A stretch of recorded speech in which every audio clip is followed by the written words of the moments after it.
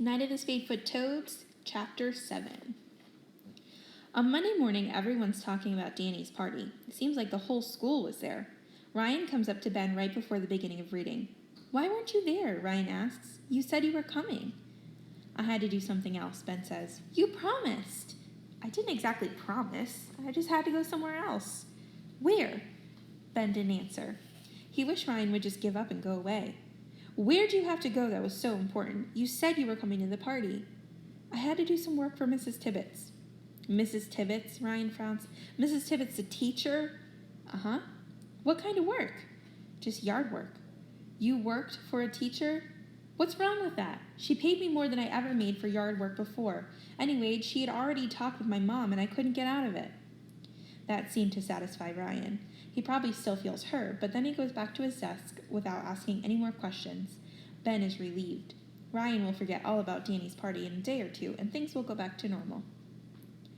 At lunch, Ben sits down at a table across from Jenny. Before he can even take one bite of pizza, though, Frankie comes over with his tray and glares at him. "You missed the party so you could go to Mrs. Tibbets' house," he says, making it sound like it's the dumbest thing he's ever heard of. Ben shrugs. Ryan sure didn't waste any time letting everyone know. So much for things getting back to normal. "Mrs. Tibbets is a loser," Frankie says. "What were you doing at her house?" Everyone at the table, even Jenny, is staring at Ben. He feels his face turning red. "She's okay," he mumbles. That's not what he wants to say. But who's going to admit that he likes a teacher and would rather be with her than skating with kids his own age? "Yeah, right," Frankie snorts. "She's okay, if you like crummy teachers. She's old, and she's wacko." "She is not. She knows a lot," says Ben. "She knows a lot about science." "Then why is she teaching in that little room?" Frankie fires back. "It isn't even a real science room. They had to put her somewhere because they can't fire her. And if she's so great, how come Mr. Nickleby is always checking on what she's doing?" At first, Ben doesn't know what he's talking about, but then he remembers the principal coming in the room and confronting Mrs. Tibbets, and he remembers Mrs. Tibbets sticking the frog in the principal's face. Frankie looks at him in disgust. "Well, Danny is sure mad. Instead of coming to his birthday party, you go and hang out with some old teacher?" He rolls his eyes and heads toward another table.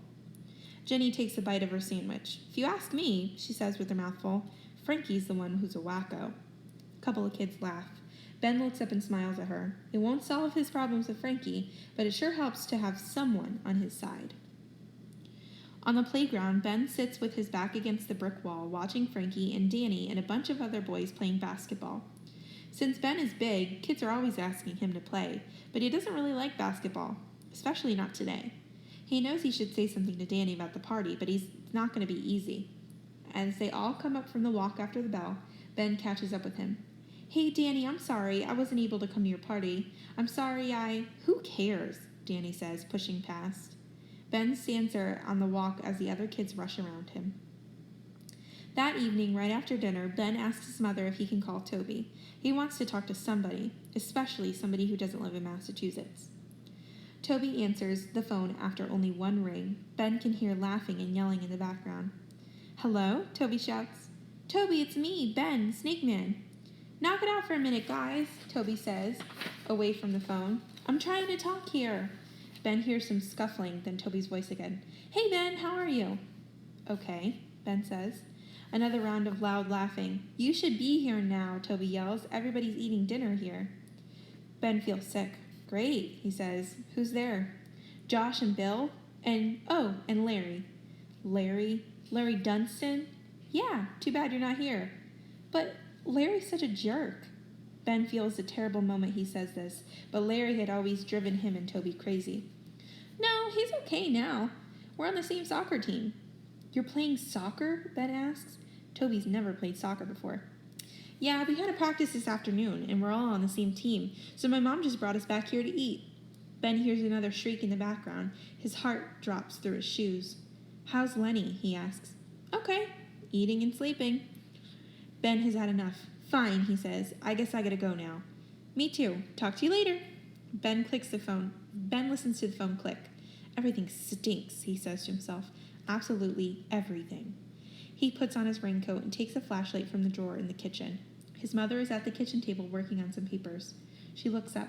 "Where are you going?" "I just want to go out for a little while, in the back." His mother looks at him for a long moment. "Okay," she says finally. "Don't go up for too long, and don't go too far away." He slips out the back door and down the steps. The porch light shines out across the backyard. A fine mist is falling. Ben can barely feel it. It makes the air foggy and damp. He remembers someone saying that a fog is just a cloud low to the ground. He likes the idea of walking through a cloud. The light in the sky is fading, but it's not quite dark yet. He heads down the path through the woods, hardly aware of where he's going. "I don't have a single good friend in Massachusetts," he thinks. "My best friend is hanging out with a kid I can't stand. Everybody thinks I'm an idiot for going to a teacher's house." He walks until he reaches the marsh where the trees open up a little and there's more light from the gray sky. They're already calling. Ben stands with his flashlight off, the sound of his breathing low under his hood, his mind racing in a million different directions. Peep, peep, peep, peep, peep, peep, peep, peep. He takes a deep breath, lets it out, and listens. There are 3 or 4 calling, but it's hard to pinpoint exactly where the calls are coming from. The voices seem to hover in the air, filling the space over the marsh, almost more of a presence than a sound. More join in. They seem to call and answer each other, getting closer and closer together in time, then join, calling together. Then they separate again, singing back and forth, again and again. Ben stands, transfixed, feeling like he's in a trance. He's in the middle of a huge living machine, a pulsing thing. The peeps are the heartbeat or motor, the engine of life. It surrounds him, calling out louder and louder. He forgets all about school and Frankie Murley and Tucson and Toby. A peeper sings close to his foot at the edge of the small pool of water. Ben bends over carefully without turning on the flashlight and sits back on his heels, waiting. His hands and feet are getting cold, but he doesn't move. The soft gray world is filled with the sounds of peepers, and then he hears a trill above all other sounds. Must be the American toads calling out too, high and steady, a backdrop for his nearby peepers' songs. He's afraid to turn on the flashlight, afraid he'll stop the music, afraid he might somehow stop the world. He strains to see in the growing darkness, trying to make out the little creature that is only inches away from him. It's no good, though. He can't see it. Finally, he points the flashlight toward the spot the sound seems to be coming from and switches it on. A circle of bright white light shines on a tuft of grass.